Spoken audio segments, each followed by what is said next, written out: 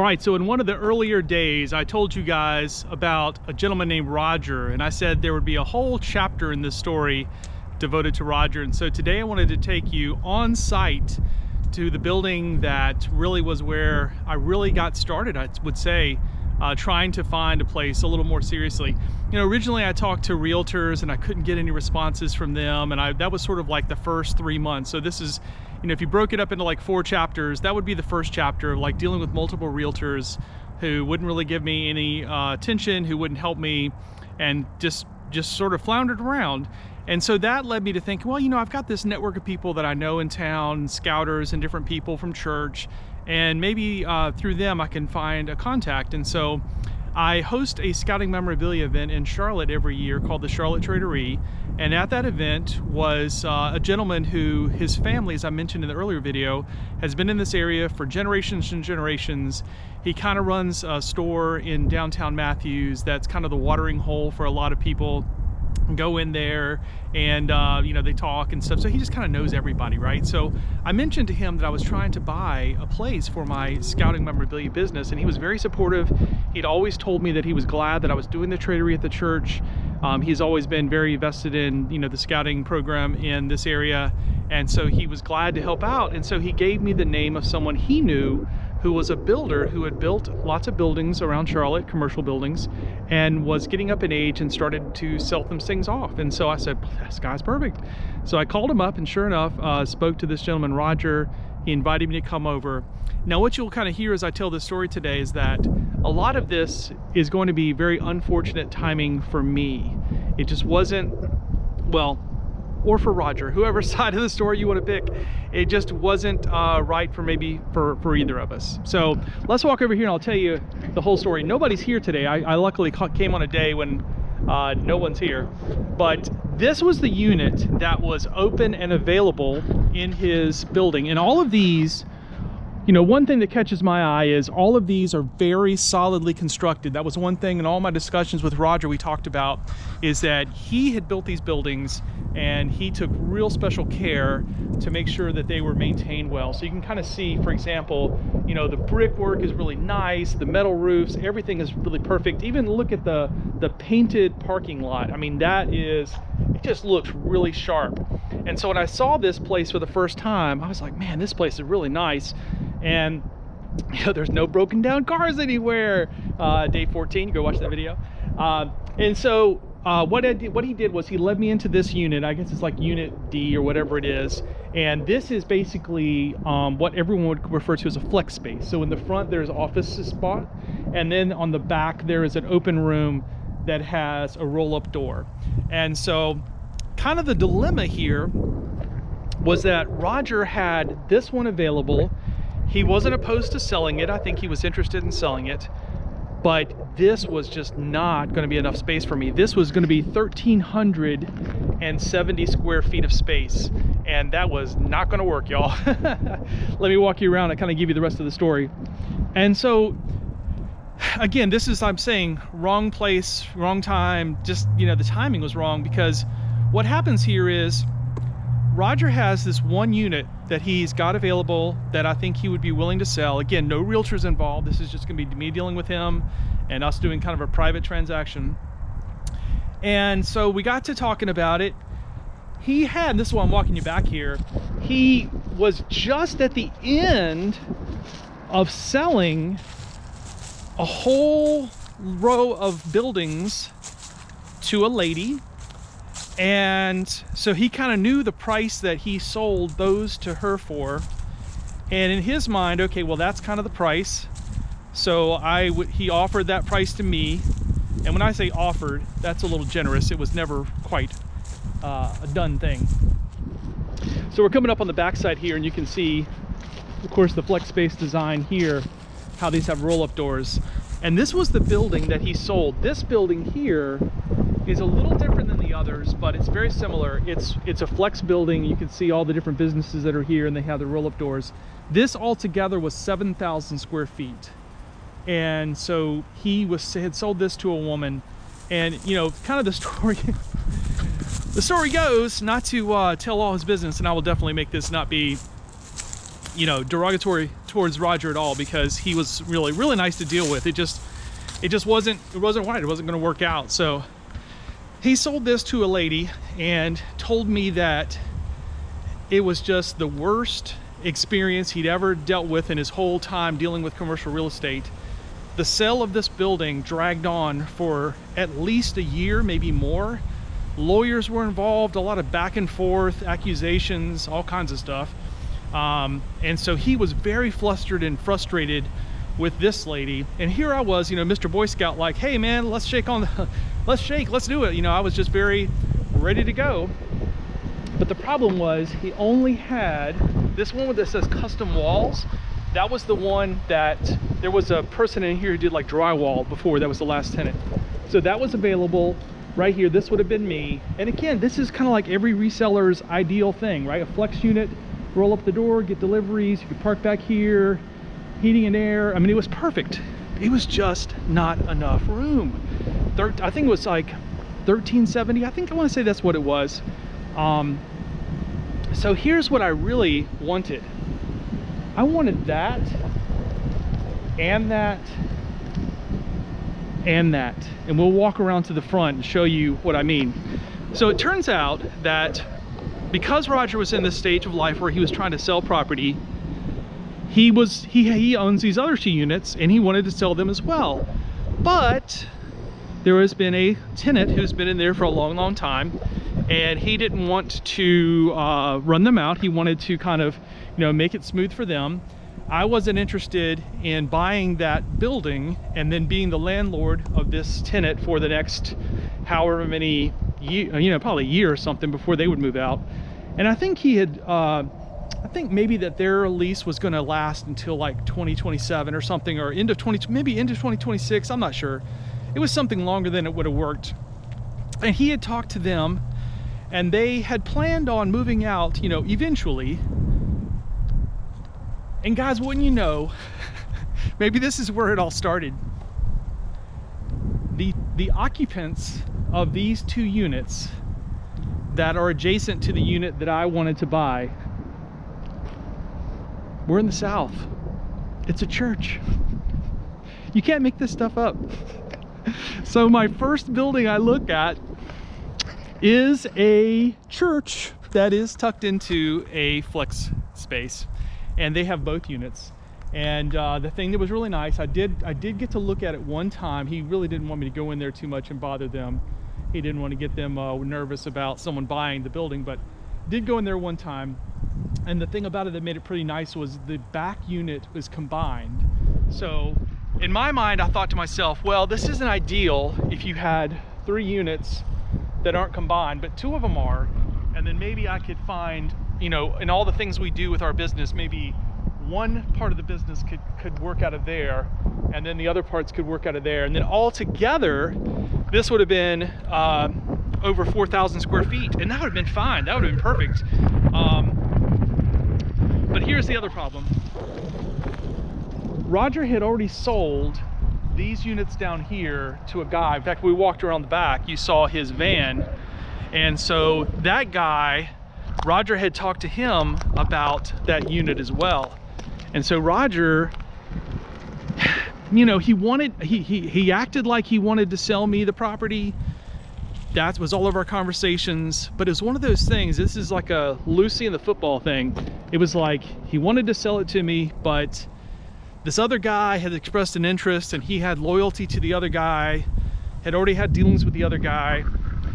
And so he just kind of like, he never put it on paper, like, here it is, you can buy it, this is the price.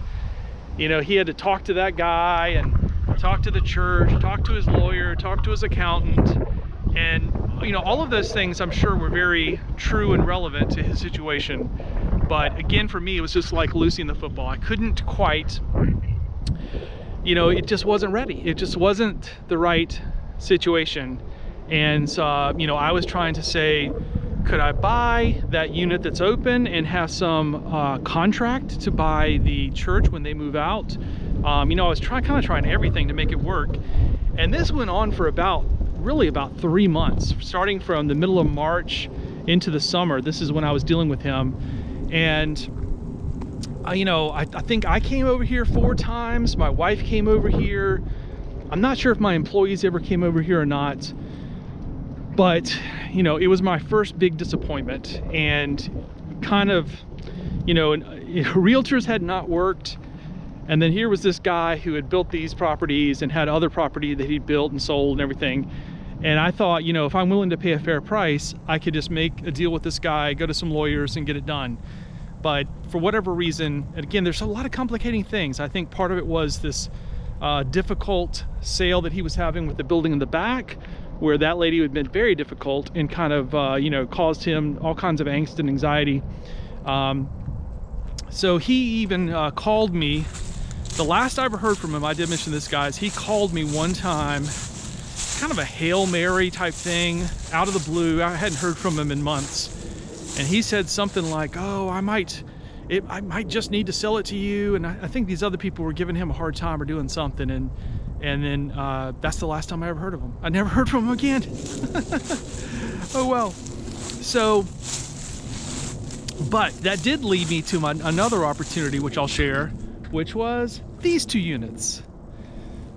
So these 2 units, this company that was here, they had bought these, the owner had bought these units from Roger many years ago, and their company was very successful. They'd done well, and they actually were leasing another unit from Roger. I'm not sure which one of these was the other one, but they had these 2 units and they were leasing another one from Roger.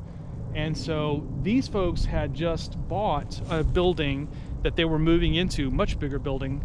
And so these were going to become, you know, available either for sale or for lease.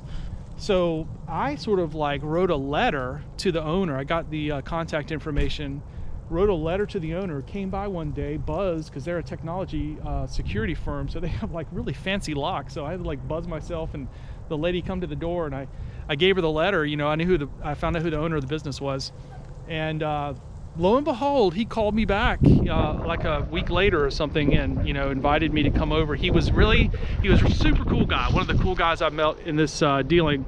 He was really intrigued by my business. He thought it was really interesting, and so he invited me over. We talked. He showed me the building, and met some of his employees and stuff. One of his employees is actually an Eagle Scout from this area. So, you know, kind of got that really good vibe. And I went ahead and made him an offer, like a written offer, you know, like handwritten on a note, nothing too formal, of what I would pay for the 2 units. And it was based off of what Roger had told me he sold the other units for. And I think maybe I threw in an extra $10,000 just to make it, you know, seem a little more, you know, respectful. And the problem was, oh, let me tell you too, in the back, the back of this is also combined so that it would have been, you know, put together. And there was a loft area, I think. No, I don't think there's a loft area. There, you know, there is a possibility you could build a loft area to have some extra storage. And this still would have been kind of small. What I had always said was it didn't make a whole lot of sense for me to buy a building and move unless it was at least 3,500 square feet, because I'm moving for 2,000.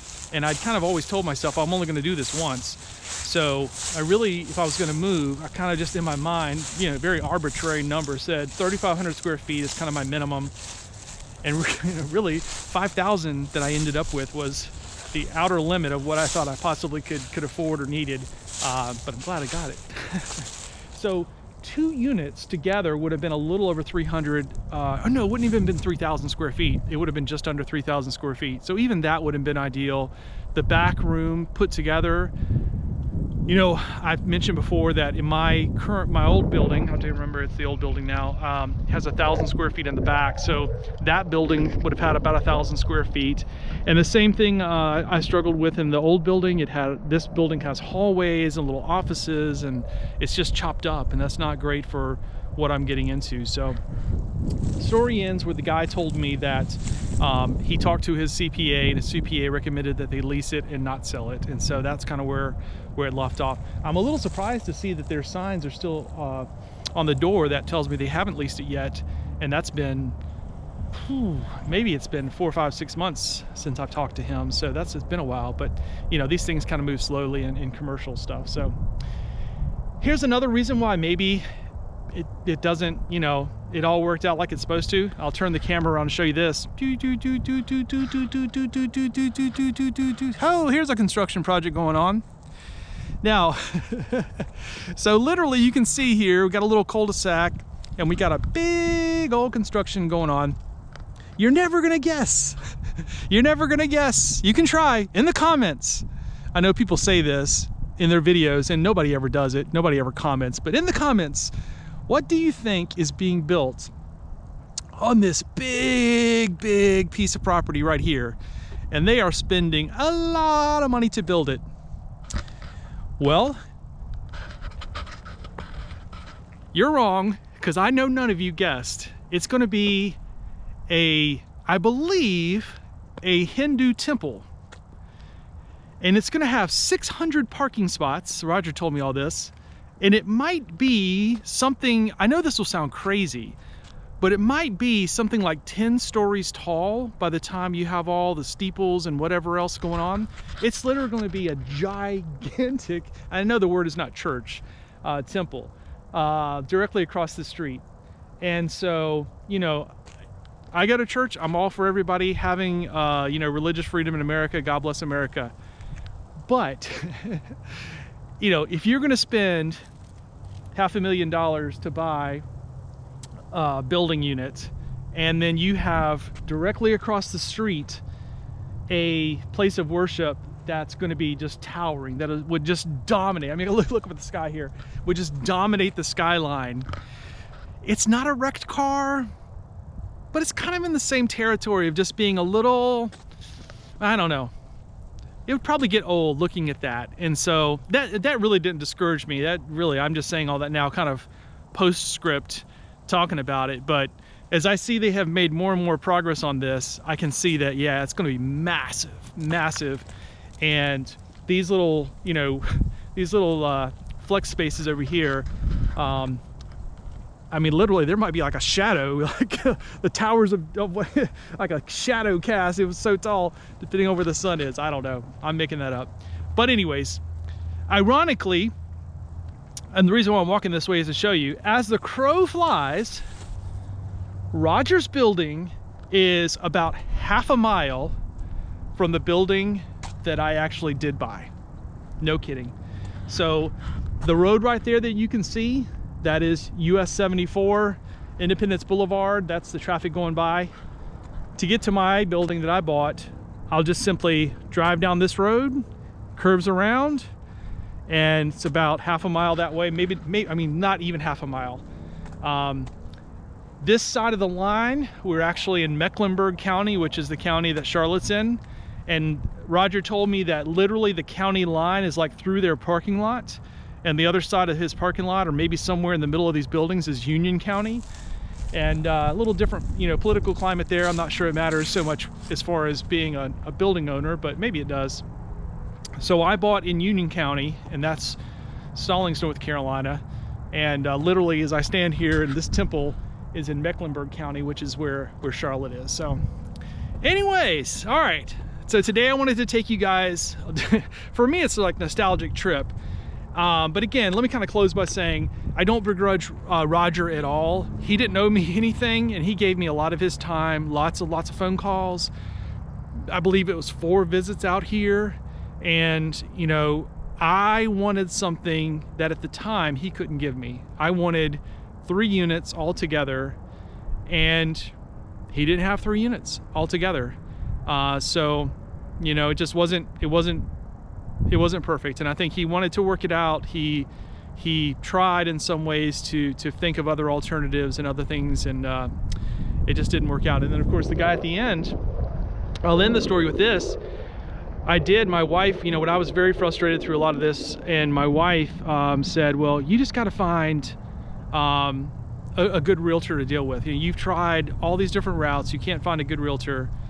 And I'm not sure if I suggested, I think, you know, sometimes you get into this thing with your spouse and you're like, well, I guess I could do this. And they're like, yes, do that. So I told her, I said, well, when he found his building, he shared with me who the realtor that he dealt with was. And I said, I guess I can reach out to that realtor. And she said, yes, do that. And sure enough, I reached out to those realtors, Whiteside Realty, give them a shout out. And that's when I got a response back from Tucker, who ended up being my realtor, who absolutely 100% was vested in finding me the right building. Tucker came over and met me. We went around looking at different properties and buildings, and we were constantly, every week we were in contact, phone, text messages, everything. And I've already told you some of the buildings we've looked at. I might go take you on a tour of some of those other buildings too, because they have some warts and some stories to tell. But Tucker took care of me, and Thomas was his co-worker as well. Thomas is actually a South Carolina Gamecock. Funny, so we exchanged some stories about our times at USC. But anyways, all right. Jason Spangler, the SanteeSwapper. Check out the playlist where you can see this whole series of videos, the 30 days I'm doing on buying my reseller warehouse. I appreciate you watching this video. All right, I wanted to film a quick epilogue because another reason why the Roger property seems so right is right behind Roger's property, like right around the corner, is this company, Spangler Restoration. So funny story, in Charlotte, when we moved here, we would see these vans and cars driving around Charlotte, and on the back of the vans in huge letters, it was like 1-800-SPANGLER, and it was for this company right here. And so I thought, oh man, I'm Jason Spangler, and I'm right around the corner from Spangler Restoration. This is just meant to be. This is the kind of stupid things I think, that life is just going to work out. So it didn't work out. Another thing I wanted to mention too that really would have been a sort of a thorn in my side for a long time is, you can see how nice that property looked, and one reason why is because they have condo association fees. And so I got a little sneak into that when I was talking to the second guy about buying his unit. I'm pretty sure that for his 2 units, he had to pay $800 a quarter for condo association fees, would pay for lawn maintenance and upkeep of things, the dumpster and a few other things. But, so in the long run, I could have been on the hook for paying hundreds and hundreds and hundreds of dollars, well, thousands of dollars in a year, again, just for basically like an HOA, which is a needed thing when you're in a condo, when you're in a shared space like that. But yeah, still a lot of money. So in the building that I bought, for better or for worse, and I'm sure one day it'll bite me in the ass, there is no condo association fee. I own my building, somebody else owns the building next to me, somebody else owns the building next to me, and we just, I guess we're gonna play nice with each other, but we all have our own space and nothing is shared, so it is what it is, but I don't have to pay those fees every month. So all right, thanks for letting me tack a little bit on to the video. I just wanted to get this in there.